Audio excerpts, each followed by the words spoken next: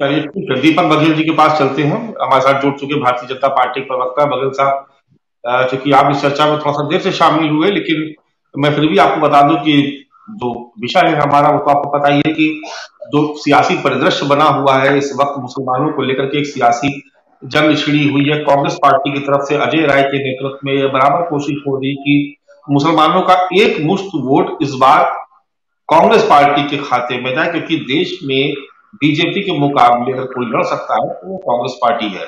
लेकिन उत्तर प्रदेश के लिहाज में जिससे जब हम बात करते हैं, तो दो जो चुनाव बीते हुए 14 और 19, इसमें मुसलमानों ने वोट तो कांग्रेस को दिया।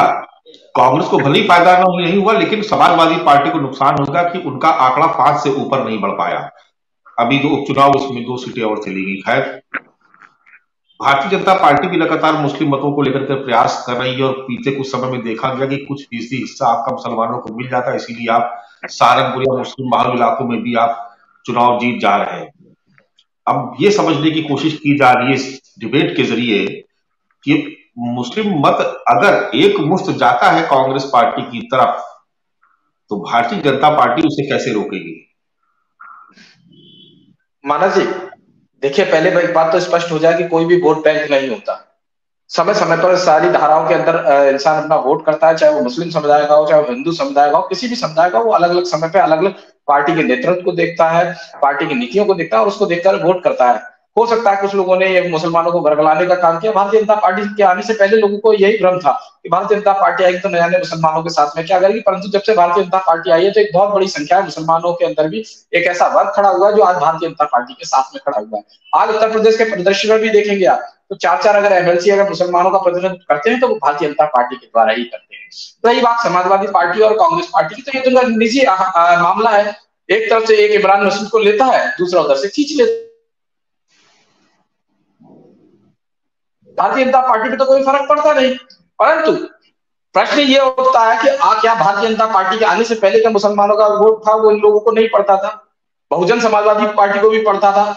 उत्तर प्रदेश के अंदर आपने देखा होगा 2019 के अंदर एक बहुत बड़े गठबंधन हुआ, जिसको सबसे बड़ा सामाजिक गठबंधन हुआ। कहा था कि भारतीय जनता पार्टी की तो विकेटें एकदम क्लीन बोल्ड हो जाएगी भारतीय जनता पार्टी, परंतु उस परिदृश्य में क्या देखा? बहुजन समाजवादी पार्टी जो मुसलमानों का वोट लेती थी, समाजवादी पार्टी जो मुसलमानों का वोट लेती थी, दोनों ने मिलकर लिया, गठबंधन हुआ।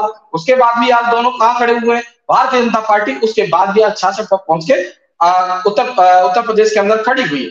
तो ये सब वोट बैंकों का ये जो छलावा है, ये किसी प्रकार से ये इनके प्रकार एक वर्ग को किसी दूसरे वर्ग से डराया जाए, धमकाया जाए और उसके नाम पर वोटों की राजनीति की जाए। अब ये सब लोग 2-2, 3-3% अपने वोटों के इजाफे के लिए ये सारे प्रयास कर रहे हैं। और मैं कहता हूं कि आज जो नरेंद्र मोदी जी की जो नीति है, सबका साथ, सबका विकास, सबका विश्वास और सबका प्रयास, आज उससे सारे लोग सहमत हैं।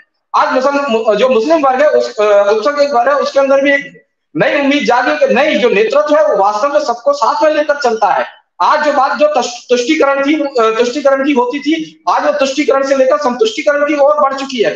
जब लोगों को 15 करोड़ लोगों को उत्तर प्रदेश के अंदर राशन मिलता है, तो उसमें से 5 करोड़ मुसलमान होते हैं मानस भाई।